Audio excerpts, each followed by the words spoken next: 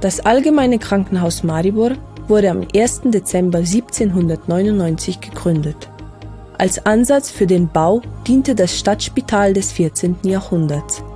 Am Ende des Zweiten Weltkrieges wurden einzelne chirurgische Abteilungen gegründet und das Krankenhaus wurde stetig um viele neue Abteilungen und Gebäude erweitert.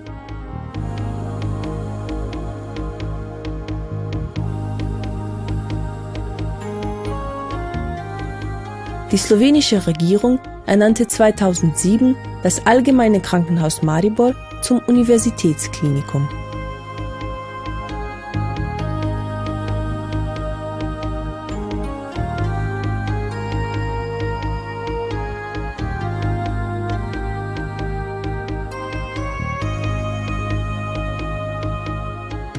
Im Universitätsklinikum sind ca. 2800 Menschen beschäftigt, davon 450 Ärzte und 1300 Krankenpflegende. Das Klinikum verfügt über 1266 Betten. Jährlich werden hier ca. 60.000 Patientinnen und Patienten behandelt. In den 270 Ambulanzen werden innerhalb eines Jahres über 390.000 Untersuchungen durchgeführt.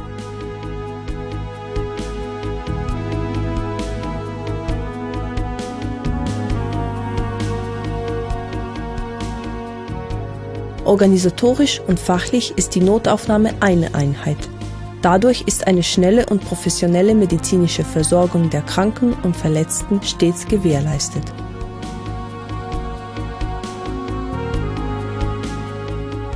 Die Klinik für Chirurgie ist die größte Klinik, an welcher neben verschiedenster Operationen auch zahlreiche schwierige chirurgische Eingriffe vorgenommen werden. Die Chirurgie entwickelte sich anfangs als einheitliches Fachgebiet, in den 50er Jahren aber wurde sie in einzelne Spezialgebiete aufgesplittet. Die Abteilung für Allgemein- und Abdominalchirurgie wurde 1965 gegründet und macht den größten Bereich der Chirurgieabteilung aus.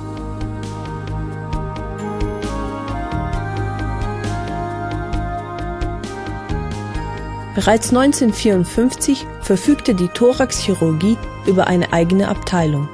Die Zusammenarbeit der Abteilung mit dem Elektromaschinenbauclub Maribor entpuppte sich bereits nach kurzer Zeit als großer Erfolg. Das Ergebnis? Die erste slowenische Herz-Lungen-Maschine zur extrakorporalen Zirkulation.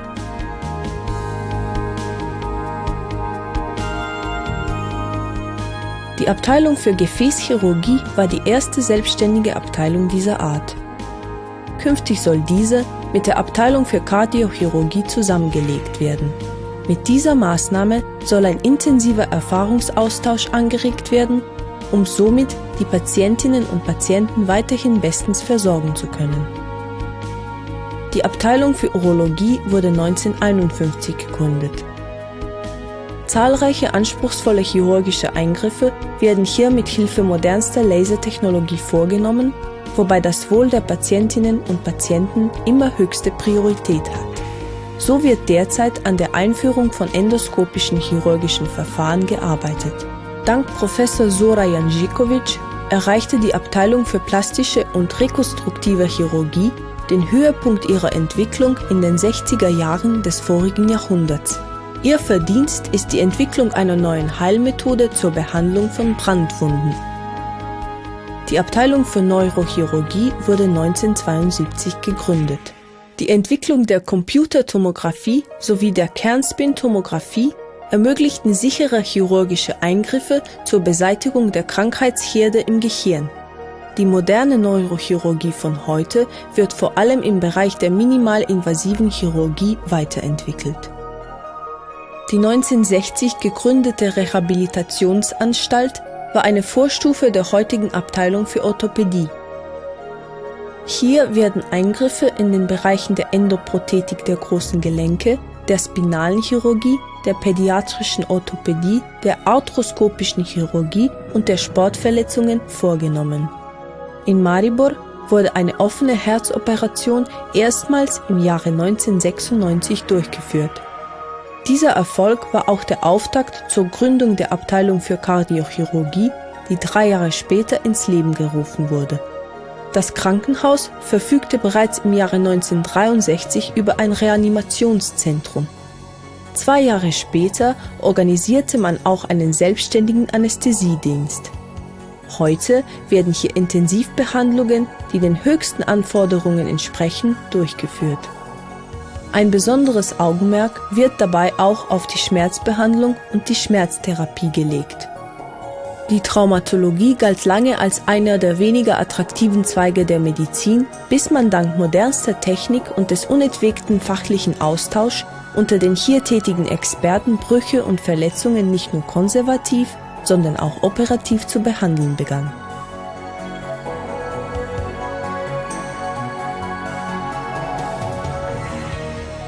Die Klinik für Innere Medizin verfügt über 207 Betten. Im Mariborer Krankenhaus begann die Entwicklung der Rheumatologie nach 1955. Durch die Einführung neuester diagnostischer und therapeutischer Methoden, vor allem aber aufgrund der immunologischen Therapie, wächst die Anzahl jener Patientinnen und Patienten, die sich für eine Behandlung ihrer Leiden den hiesigen Experten anvertrauen. Die Abteilung für Nephrologie und Hämodialyse wurde 1973 gegründet. 1974 wurde auch die erste Hämodialyse durchgeführt. Die beiden selbstständigen Abteilungen sind durch eine enge Zusammenarbeit miteinander verbunden. Die ersten Anfänge der gastroenterologischen Tätigkeit reichen in das Jahr 1956 zurück. Die Abteilung wandte sich zunehmend der Ultraschall- und Endoskopiediagnostik zu. Ein Meilenstein in der Geschichte dieser Abteilung war die Einführung des ersten endoskopischen Ultraschalls in Slowenien im Jahre 1993. Die Abteilung für Kardiologie und Angiologie wurde 1993 gegründet. Gerade in diesem Bereich ist die schnellste Entwicklung der diagnostischen und therapeutischen Verfahren zu beobachten. Die Methoden waren zunächst nicht invasiv, doch die stets wachsende Zahl der Patientinnen und Patienten mit Herz- und Kreislauferkrankungen machte die Anwendung invasiver Methoden notwendig. Die Kernkompetenz der fachlich höchst qualifizierten Mitarbeiter der Abteilung für internistische Intensivmedizin ist die Behandlung und Pflege von Schwerkranken.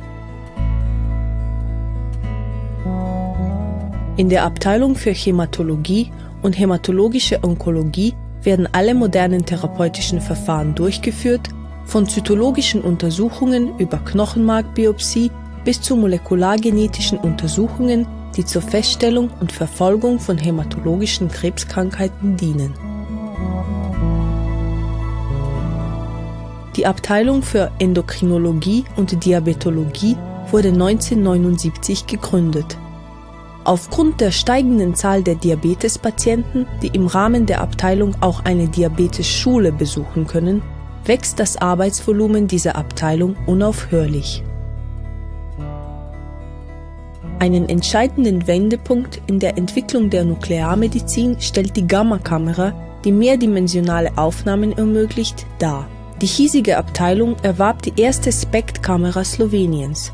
Einen enormen Fortschritt bewirkte aber der Einsatz der modernen Zwei-Kopf-Gammakamera, die eine höhere Zahl der Szintigraphien und eine detaillierte Bildbearbeitung ermöglicht. Nach dem Zweiten Weltkrieg übersiedelte die Abteilung für Lungenerkrankungen, die hauptsächlich Tuberkulosepatienten behandelte, in das Bache-Gebirge bzw. Pohorje. Während die Anzahl der Tuberkulosepatienten stetig abnahm, stieg die Anzahl der anderen Lungenerkrankungen wie Lungenkrebs, chronisch obstruktive Lungenerkrankungen und Allergien rasch an. Der internistische Notdienst ist die größte Abteilung für internistische Notfälle im Nordosten Sloweniens.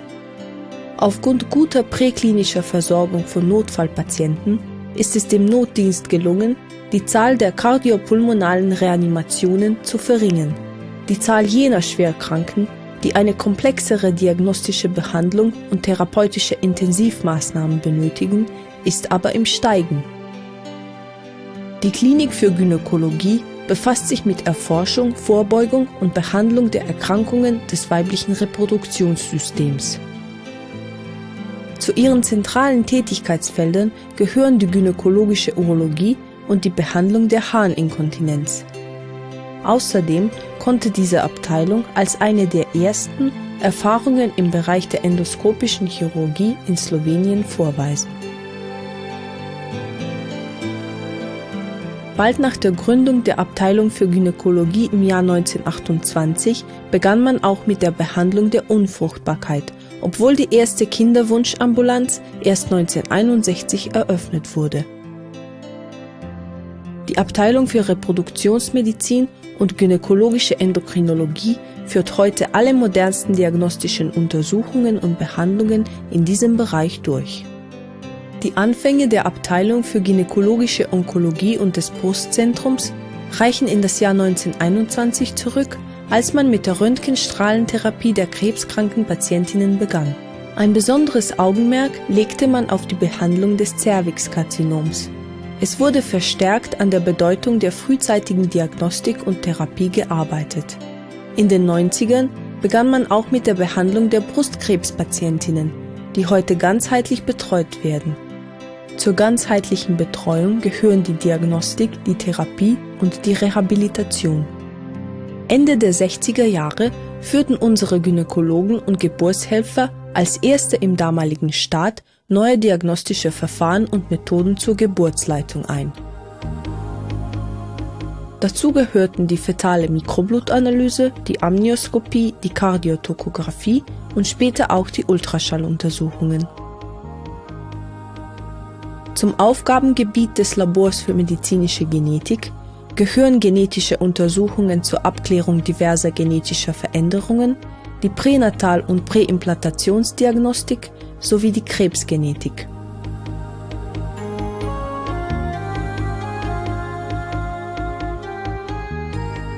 Die erste pädiatrische Abteilung im Mariborer Krankenhaus wurde 1946 gegründet. Zuvor wurden Kinder in einzelnen Krankenhausabteilungen behandelt.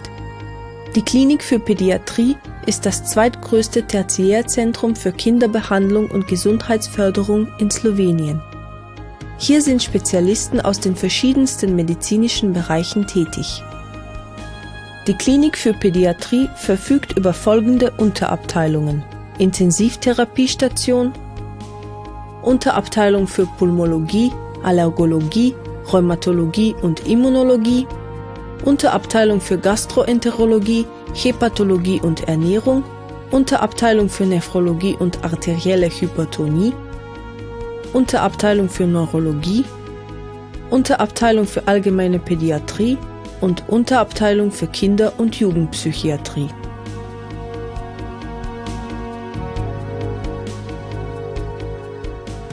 Die Universitätsklinik Maribor verfügt über 6 selbstständige medizinische Abteilungen. Die 1919 gegründete Abteilung für Hals-, Nasen-, Ohren- und Augenheilkunde wurde 1943 in 2 selbstständige Abteilungen umstrukturiert.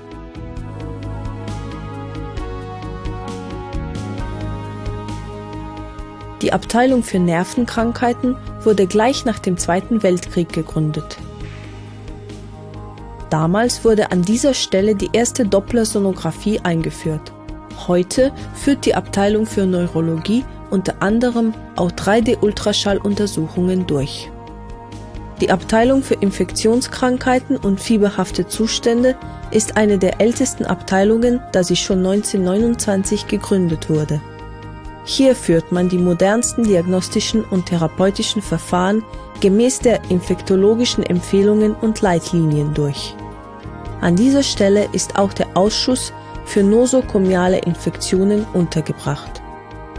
Obwohl die Dermatovenerologie eine noch ziemlich junge Wissenschaft ist, war die Abteilung für Geschlechts- und Hautkrankheiten bereits 1920 ein Teil des Mariborer Krankenhauses. Heute werden in der Abteilung hauptsächlich Allergiker sowie Patientinnen und Patienten mit venösen Durchblutungsstörungen behandelt.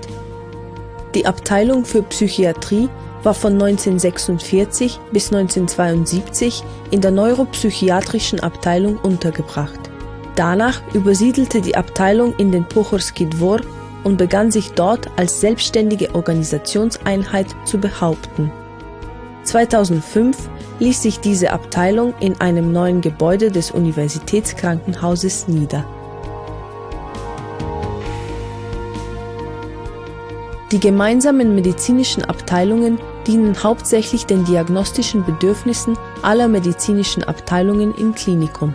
Das biochemische Labor führt jährlich mehr als 2 Millionen Untersuchungen durch. In Slowenien war es das erste Labor, das ein Laborinformationssystem benutzte. Die Abteilung für Radiologie untersucht jährlich mehr als 100.000 Patientinnen und Patienten und führt stets neue diagnostische und therapeutische Methoden im Bereich der Interventionsradiologie ein.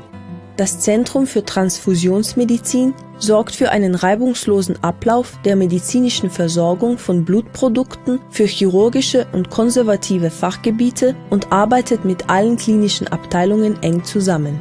Das Institut für Physikalische und Rehabilitationsmedizin führt die modernsten Formen der physikalischen und Rehabilitationsmedizin durch, wobei der Schwerpunkt auf der tertiären Behandlung von Krankenhauspatienten liegt.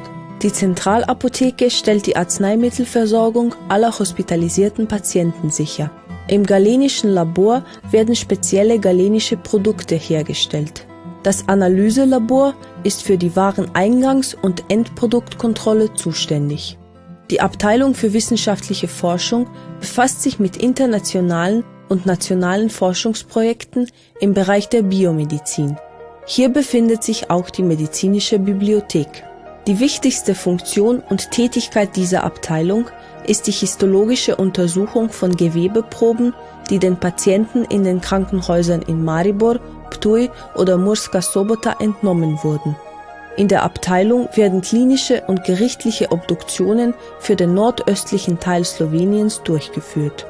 Das Hauptziel des Pflegedienstes besteht in der Sicherstellung einer patientorientierten, ganzheitlichen modernen Pflege im Rahmen des Universitätsklinikums. Der moderne und hochwertige Pflegedienst stellt die Patientinnen und Patienten mit ihren individuellen Bedürfnissen in den Vordergrund.